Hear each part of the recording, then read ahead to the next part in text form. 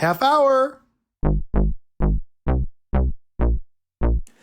Hello and welcome to Half Hour, an entertainment podcast through Two Worlds Entertainment. I'm Richie Grasso, Artistic Director. And I'm Jeff Malone, Executive Director. It's Friday, August 6th, and we are here to give you that weekly recap scoop on all the theater and music industry news and events and releases of the past week. Lots of stuff to talk about today. Lots of awesome things coming out, and we're halfway through the summer here, rolling through with lots of fun stuff. So we're going to dive right in to the pop world. Jeff's going to kick us off today. What do we got? We're going with one of Richie's favorites first. Miss Billie Eilish released a new album last week titled Happier Than Ever.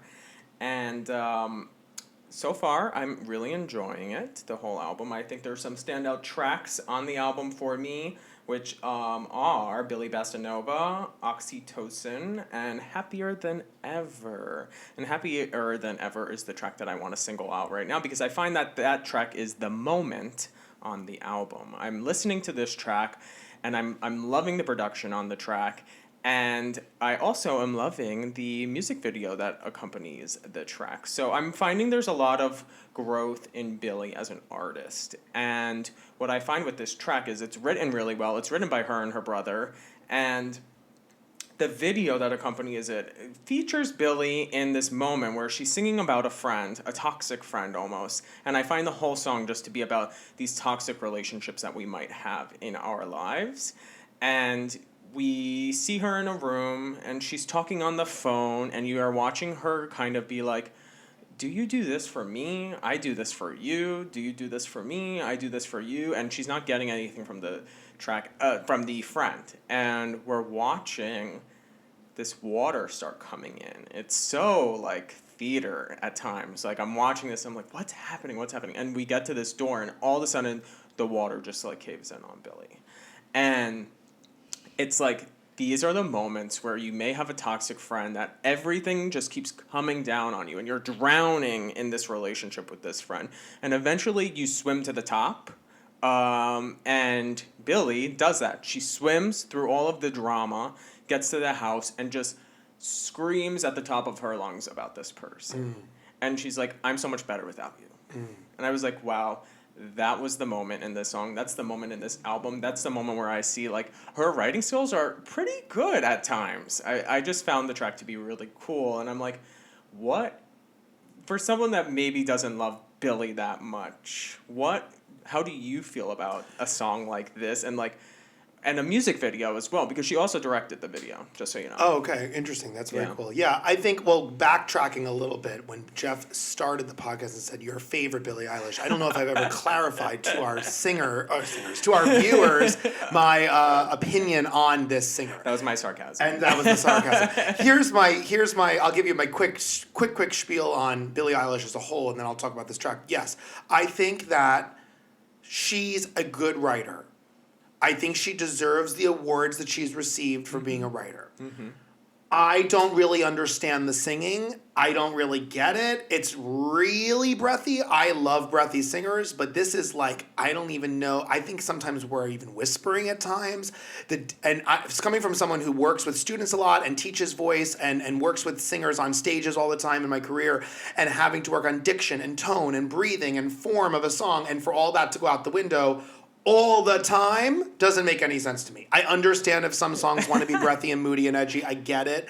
But to make every song always sound like that, you know what? I respect it. I just don't really get it. And I respect her as a writer.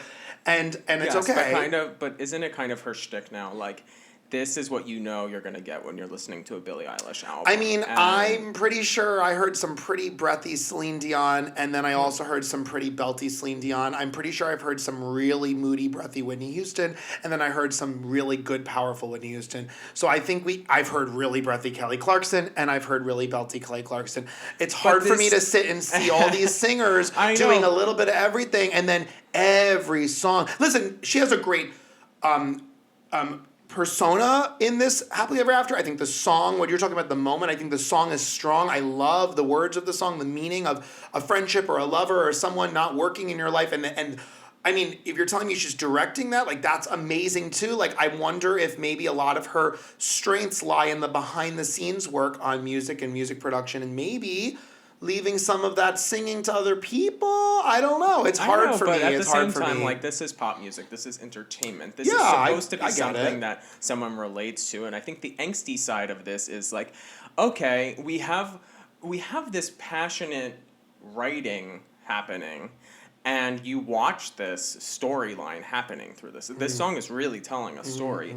And I do find, like, yes, it was breathy in the beginning, it was moody in the beginning, but then when she went there... She does. She does then go went there. Yeah, and it's that angst kind of rock. It was that's does. the Billy belt there. Yeah. It's not a pretty belt, but it's a rock pop sounding belt. Yeah. You know, you get it with certain singers sometimes. Like, you do get that with Kelly Clarkson sometimes, and you get that with Pink sometimes. Yes, they also sing really well, but this is just, I think, entertainment. And a lot of people relate to it. You know, I get it, especially since a lot of young people today like that edgy, moody vibe, and it's a vibe thing, and I get it. Listen, it's not that I don't get it. I get it, and I respect it. And sometimes I can't stand when it's like, do you love or hate or love? I don't love or hate. I think those are really strong words that are polarizing. I enjoy her as a performer. I just have some critique, and that's kind of where I'm at. But I actually think the album is nice. I think the that song that you're talking about is really great. And yeah, really strong stuff. It'll be cool to see how she grows as an artist. She's won a lot of awards already. Yeah. She's very well known, very popular amongst mainly younger people. And I think her brother kind of hides in the shadows behind her because a lot of people forget. And you only really see him when he's accepting an award with her, right? So it's like, remember him too, and he's credited in a lot of it. Right. And it's cool. Keep it in the family, have fun, and Yeah. I think it's great. You know? Yeah. It's interesting. yeah, but good stuff, good stuff. Not to rain on the Billie Eilish parade. I know you loved the song. I loved the song too. I think the lyric, a song can be great, but when the lyric is as powerful as it is, and that's her strength, is that lyric. The lyrics are really great. They're really real. There's just something about this song that really, I think, spoke to me in a lot of relationship ways. So Happily Ever After, I'm sorry, not Happily, Happier Than Ever, from the album Happier Than Ever. Yes, you're thinking real Disney I'm right thinking now, Disney, with Happily that Ever Mickey Mouse After. on your show. I know, Happily Ever After, I don't know, Happier Than Ever, different things. But yes, you can go listen. The whole album is out now for people to listen to. The whole album's out, yeah. Awesome. Go listen and let us know what you think. Keep it up, Billie Eilish, great stuff. Alrighty, we're moving over to RuPaul's Drag Race now, All Stars 6, which we had another new episode last night on Thursday, August 5th, where we had the Snatch Game of Love episode. These are my favorite episodes of the whole season. Yeah. I love the personification. I love seeing people playing characters. I think that's a lot of what drag is becoming someone else or finding someone that is strength. So the moment for me, and finding moments being Miss Ginger Minj and just everything that Ginger Minj brought. We had, first of all, started off with this amazing Phyllis Diller impression, which was spot on comedy, which made me laugh out loud multiple times. And you know what she was also doing really well? Was she was stealing the scene. And I didn't feel like she was overpowering or annoying anyone, but she knew exactly when there was awkward pause. She knew exactly how to improvise her way through any moment, which is such a skill for a drag queen to get through improv moments. She made it her own. I was just channeled into it, and I think she owned that Phyllis Diller impersonation. And she got really lucky, too, because she was able to steal information of everything she knows about Whitney Houston, because that's who Trinity played, and she was able to steal in or banter back and forth with Sonique because she was Dolly Parton. So Ginger was so well versed in knowing all three characters so well that she was able to have those moments. And she was setting those moments up only for those girls as well. She wasn't trying to rain on the parade. She was setting it up and be like, hey, you guys can all shine too. We could be a winning team here together. And that's kind of where Sonique got lucky because her Dolly, they raved. Yeah. So and that was really, really great too. Those two definitely stood out. They really stole the show because it was like, they kind of went back and forth. And unfortunately, Trinity didn't really get in that banter. She kind of got a little bit lost in the Whitney Houston, but also because Ginger was so funny, she kept laughing at it. And then in the second round, we definitely... Pandora was struggling a little bit in some of the comedy with that character, and then she did wind up ultimately going home at the end. But even going back to Ginger, when we saw the pop art look, which is so cool, it was this like vibrant Andy Warhol-esque kind of a challenge, a runway look, I should say. And Ginger killed that too. She found that plasticky kind of artistic vibe with it, and then to lip sync like that, and then to send Pandora home, it was a true arcing show for her. I mean, we're down to 5 now. I think we're gonna have a great top 4 here soon. It's hard for me to tell who's gonna. I mean, we're close now. We only have one more person to go, and then we keep hearing about this game within a game, which part of me doesn't even know if I should believe it anymore. Like, is this just a? I think it usually happens around now anyway. So yeah, probably it's next really week late. we're gonna figure out what the game within the game is. They all keep getting stopped. Annoying. Yeah, I'm not really sure. The only thing I will say is it's not annoying if they're building it up and it's going to be this like wildly new idea, and maybe we're gonna have. Usually this goes 8, 9, 10, 11 episodes, something like that. We're at 8 or 9 now, and it's like.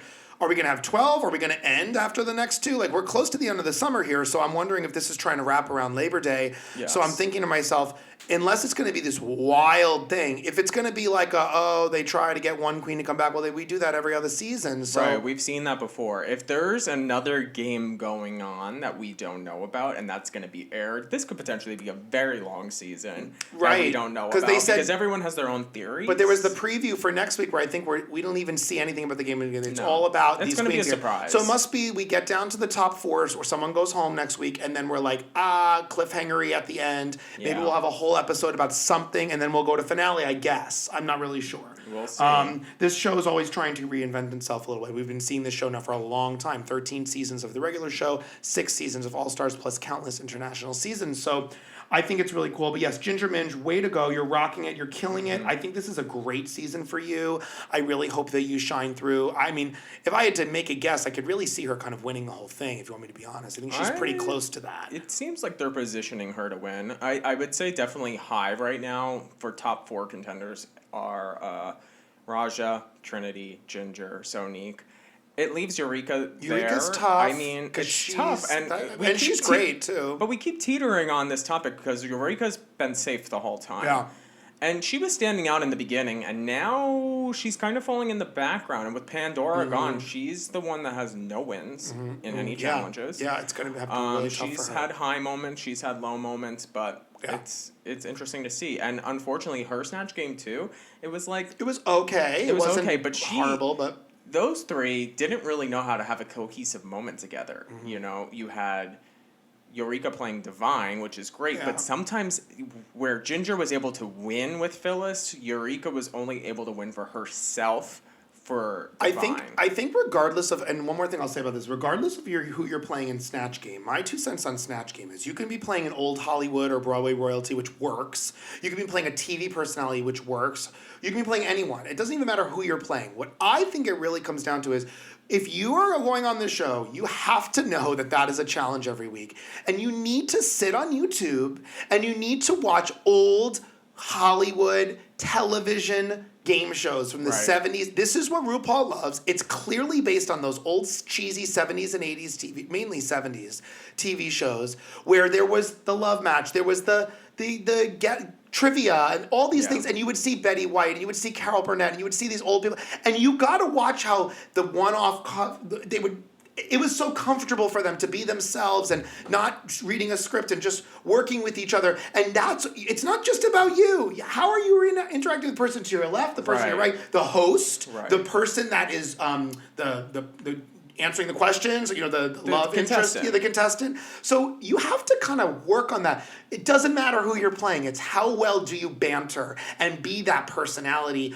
not just when you're asked a question or to show a cue card or something. But you need to know how to be funny in that character at any given moment. With other characters, of course with the host, that's number 1, because RuPaul's going to throw you that ball. And if you don't know how to throw it back, then you're only catching it and you get lost in your head. And you watch some of these people crash and burn when they get lost in their head.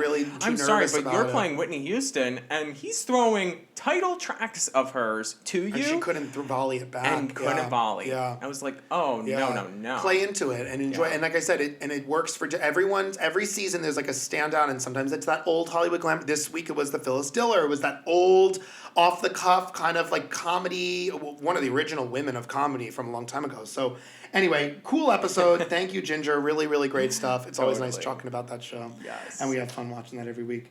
Moving back over to Popland, we've been, as a lot of you have been following, we've been watching this new Netflix documentary series titled This Is Pop. Yes. And we got up to the new episode Britpop, and all about... Hail Britpop. Hail Britpop. Hail Britpop. And I will say, before you kind of describe a little bit about it and go into it, I will say I had a very different thought going into it. I thought we were going to be talking about British pop people over the years, like just people from the UK who are pop people. And it really wasn't that. It was specifically about not at all. bands of the 90s being called Britpop specifically. So kind of, let us know a little bit more about that. Yeah, that was also interesting for me because I was like, when I thought Britpop, I immediately thought, hey, we're getting an episode on the Spice Girls. Yeah, that's right. And we didn't even get one mention of them the whole episode. I was like, whoa, this is not the kind of pop I thought we were going for. But this was interesting. So people, for me and you, we've learned what Britpop is. And if you don't know what Britpop is, it was a movement of British rock bands in the 1990s that drew on the tradition of melodic, guitar-based British pop music established by the Beatles. Like nearly all musical youth trends, Britpop was about songs, guitars, jackets, and attitudes, though it was not necessarily in that order. I think that kind of sums it up really well. In the 90s, grunge music really took over in America, and that kind of defied the charts around the world. But what a band like Blur did was they said, no, we're going to bring Britpop back because we want it to be fun and bubbly and be like the Beatles. So that was cool. And guess what? All that kind of grungy sound, which wasn't really aligning with the British sound, they all were like, okay, we're going to lose that side of us and we're all going to be Britpop now. And it worked. And you had two bands, Blur and Oasis, that really kind of dominated that scene and sound. And it was interesting in this documentary because they talk about Blur and then Oasis comes around and you have the North and the South that are kind of going head in head with each other. And you have, like, the working class people, and then you have, like, the ritzy people. And it was like, oh, whose band is whose? And Blur became London's band, and Oasis became, what was it, Manchester, I believe? The band of that scene. And they were kind of pinned up against each other. And it was like, hey, you two, Blur's going to own this sound, but Oasis comes in, and they're the guys that this is real, and this is authentic, and this is the music you need to be listening to. And they were pinned by the labels, and it became a phenomenon during that time. And they were releasing albums at the same time, and it was all about who was going to sell more records. And Blur ended up winning in the end against them. The two albums that they released, Blur's was called Country House, and Oasis was called Definitely Maybe. And it was just like, who's going to sell more albums? And Blur was like, we're going to sell more albums. And they did, and they won. And then later in the 90s, probably around 1998, both of them had great success with their Britpop moments in America. Because they kind of went back to that grunge sound, which was interesting because Britpop was dying out. What was happening in the late 90s? The Spice Girls and boy bands and bubblegum pop stars. So they ended those 90s with two songs that were huge. Blur had Song 2, which you can hear in every car commercial possible. And Oasis had Wonderwall, which still is getting blasted at every sports game, every frat party, every bar that you go to. For sure. And it's like, wow, this was cool. And I definitely learned a lot about what Britpop is. And it's stuff that's interesting. I think the Blur Oasis thing we learned a lot about it. It was a cool thing. I didn't know the whole episode was going to be about that, but it was cool to learn that. I mean, if I had to choose, if I was, in the UK at the time, choosing a side, as it seemed like it was, I kind of liked the Blur a little bit more. I liked that. It's fun and bubbly. Yeah, but they both were great, and really good stuff. And it's really great watching this documentary series and learning about all the, we talk about country, we talk about pop, but pop is a lot of things from a lot of different countries. And I think we only have a couple episodes left, and it's really great to see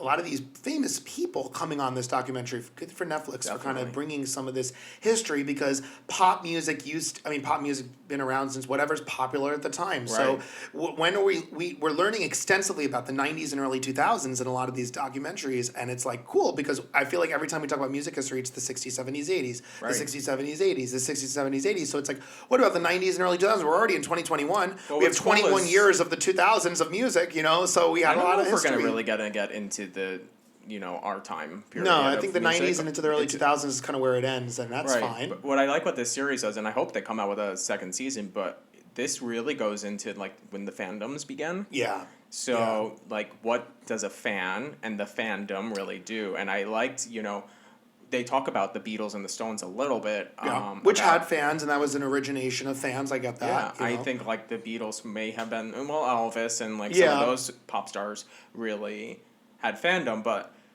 the Stones and the Beatles were pinned up against each other as well. Mm-hmm. And then the same here with Oasis and Blur. And we've seen that now many times in pop. When you put Britney Spears up against Christina Aguilera or NSYNC up against Backstreet Boys, and the list goes on and on. Right. Like, these fandoms are put up against each other. Right. And it's like, who comes out on top? And how do you come out on top? Is it the longevity in your career? Because I think that's really what comes out on top. Or is it selling more records?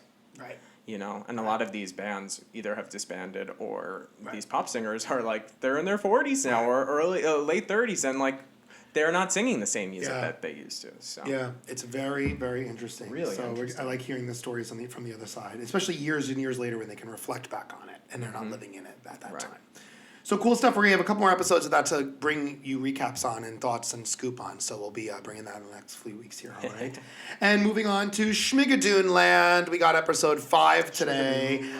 We have 1 episode left next week. So this is like our final thoughts recap here on like what do we think of this and what do we think of how it's going to end? Because next time we talk about this, we'll be talking about the end and then the show as a whole. And the series as a whole. Does the series get a second season? Does it leave off on a cliffhanger like that? Is this just a one and done? The moment, I think, being this episode and just the vibe of the whole episode being Miss Jane Krakowski, the amazingly gorgeous and talented actress that she is. We've seen her in Broadway shows. We've laughed out loud watching her performances. We've seen her in television shows. She's really, really talented, and I kept wondering when she was coming in. I think this character is great. I love Cicely Strong trying to figure out, you're that like evil woman from Sound of Music, and she's like, what? And I think that's so funny that they kind of tie a lot of that in. Her and the doctor and her and that car ride episode when she's trying. I think that's so funny too. Another musical theater moment is like driving a car on stage, but them doing all these things, and then like, how is this car still moving? Like, it's typical musical theater gold, comedy gold. She's like in the back. And no matter what age Jane Krakowski is, she is still lifting her leg over her head and killing it in everything she does. She comes in and belts this number, and she's just fabulous. So I think she stole the whole episode for me. It's very interesting. 2 other things I'll say. The Melissa Josh dynamic, finding the hearts at the end, is very interesting to me because she had the heart the whole time, but he's finding her heart in the middle of the woods, and she's probably like, wow, I had it the whole time, and he's probably like, how did this get here? You had mine, so did you throw it here or drop it here? So there's that whole thing, but also what Josh is going through with the school teacher and her son, because I'm ruining it. I hope you all saw. We are realizing that it is not her brother, it is her son, and why she told the town that. And so that's another, we're like I said, we incorporate all these musicals into this, and it's interesting to see that. However, I have to say one more time, we have the legendary Miss Kristen Chenoweth, and at every episode I keep saying, when is her song coming? When is her song coming? And it's like, we have this like iconic Broadway gold of Kristen Chenoweth. They must be giving her a song. So they give her that Trouble in River City Music Man song, which I knew was coming. It was going to be some evil villain type song. It's a patter song. It's a wordy song. I'm usually used to hearing Kristen Chenoweth belt the high notes, which she does at the end. Of course, they give her that moment. She's running for mayor against Alan Cummings' character. I lost a lot of the words. I lost a lot of what she was saying. It was so fast, and I was like, I get it. That's the point of the song. But when I listen to Robert Preston or anyone, soon Hugh Jackman on Broadway, do it, I feel like I get every word. That was one. So I don't understand why I was losing so... I get it. Like, it's this... There's trouble in so many... And I think the comedy point of it was like, let me just list everything that could go wrong in a conservative town, because that's kind of what she's just saying. But I thought it was a little all over the place, and I was like, that's why, to me, I feel like Jane Krakowski kind of stole the episode, because Kristen Chenoweth's moment here was like, and I love her, and I love everything she does, I was just like, not really sure if this was the right song for you, and I've loved all the songs in the show. So what did you think? And I have Kristen Chenoweth conversations all the time, because I kind of find Kristen Chenoweth to fall in the one-trick pony category. It's like... Opera? or operetta. Yeah. I mean, she does that so well in Glinda, but that's not only anything she's done. She does a lot. She does TV roles. I know she does a lot, albums. but sometimes I just find her to be the same in everything. Maybe. And she does it well. Maybe Charlie Brown. It was a little different. Well, that was her Tony win. But I find like a song like that, you were thinking too much about the Music Man song. Yeah, and it was very similar to it. So what song is that? Trouble right here in River City. Yeah. Trouble. You got trouble. Right. So because you were thinking too much about that, and because she was not hitting the words where they should have been in the pitter patter scheme, she almost sounded like out of breath at times. Yes. And part of me is like, if they're dubbing over the recording while they're filming it, that's one thing. But also, I know you're in this heavy gown and you're running around the set, and on the stage, I can understand it. And she's wigged and makeup, and I get it. But part of me, listen, I understood the plot. I get what's going on. She wanted to figure out how she could run for mayor, so she hyped up all this drama and then said, no, I can't run for mayor. And then, no, you have to run. Okay. And then everything going on with Alan Cumming coming out at the church service last time. There's a lot of loose ends here. We still have Aaron Tveit kind of came in again in the woods. Dove Cameron wasn't in this episode, but there's a lot of characters. I forgot. Yeah, we didn't see her. I mean, I guess my theory on this is my final thoughts before the finale. Yeah, final thoughts. What are your thoughts before the finale? What do you think is going to happen? Josh is going to leave with the school, Ariana DeBoer's character. And her son. And the son. As a family unit, they're going to leave the town. Because you know what? He never loved Melissa. So I don't think he ever did. So I think that he's going to leave with her. And Melissa is going to realize that she loves this town. And she doesn't need love in her life because she just needs to love herself and be in this town. Okay. And because she loves musicals and because she loves this, she finds a place here, and that's her place. So And is Fred Armisen and Alan Cumming leaving the town together? Maybe because maybe but I don't think it's about that. I think this is more about Melissa and Josh. So So we'll see. And then I think Melissa is going to run for mayor against Kristen Chenoweth's character. And we only have one episode left, so we have a lot to recap here and wrap up, unless they're going to leave it on some major cliffhanger and get us into a season 2, which maybe, but maybe not. I also secretly, I'm just going to put this out into the universe, if you have 6 30-minute episodes, that's roughly 3-ish hours. So, like, could we trim this down to a 2.5-hour show and make this a stage musical, please? Could the whole thing? I want it. I want to direct it. I want to do this show. I think it works as a stage show. Get some of these cast members on Broadway to do it in a production, maybe next summer or something. Off Broadway. What's that? Off Broadway. Off Broadway. Okay, maybe off Broadway. Yeah, it actually would kind of work in a small town, smaller venue. But there are some big production numbers. So anyway, I love it. One more episode to go, Schmigadoon, so make sure you check that out. It is on Apple TV Plus, and we got one more to go. Yeah. All right, we are wrapping up here with a couple last minute updates for you all on some new music coming out. What do we got? I want to do a little roundup on the pop music I shared with you all earlier in the week on our Instagram account, and I just want to showcase it a little bit and make this a thing. Yeah. So Cynthia Erivio released a new single called Alive. She wrote this track, and it's coming on her upcoming album that's coming out September 17th. I'm really excited about this because she's doing something that I think many Broadway artists need to be doing, and it's releasing music in the pop world. Yeah. This is not a Broadway album. This is original music, and it's real. Yeah. It's pop. Yeah. It's good, and I like it. So check out that track. Okay. Another track by Jordy. It's called Till It Hurts. It's this fun boy pop, I like to call it, bop music. And I just am feeling it. It's a summer vibe song. Cool. Which is really well. Check that one out. Bleachers released a new album. My standout track on that is called Stop Making This Hurt. If you don't know Bleachers, that features Jack Antonoff on there, who is one of my favorite writers, producers, who produces Miss Taylor Swift's music recently. And lastly, Lady Gaga and Tony Bennett released I Get a Kick Out of You from their upcoming album, which will probably be Tony Bennett's last They are album. saying that it will be his last album. Well, it's going to be their last collaboration. It will also be his last album. Love for Sale. It's coming out October 1st. They have already released the track I Get a Kick Out of You. The whole album will be covers of jazz standards by Cole Porter. Yeah. Which is really, really great. And they did announce a few years ago that Tony Bennett has been diagnosed with Alzheimer's. So we're thinking and praying for him and his family because he is doing this wonderful album with Lady Gaga. What a wonderful thing for her and for him. They did 2 shows at Radio City this week. I heard wonderful things about it. I would have loved to have gone and see that, like, once in a lifetime moment. That's going to be like our biggest regret. I know, not tickets getting to over that there to because see people that. are raving about Gaga's performance and Tony Bennett's performance. Like the guy, and he's has been an diagnosed with OG. Alzheimer's, so I think it's he like- just celebrated his 95th birthday. Wow. So God bless him. God bless his family. But yes. Our Love for Sale, October 1st, the full album will be out, and we can't wait. We'll talk about that as we get into the fall. Yeah, I'd love to we'll talk review. about that. We'll give our feedback of that give it a full listen. album. It'll be but great. Yeah. So I'm loving the new pop music coming out. So. yes. Okay. Yeah, right. Oh, there we are. It's time. There's the ding dong ding. So, thank you all for listening today. It's our Places call here at Half Hour. We hope you enjoyed our podcast episode today. Please subscribe to our podcast on Spotify or Apple Music or wherever you listen to your podcasts, and leave us a review if you love what you're hearing here.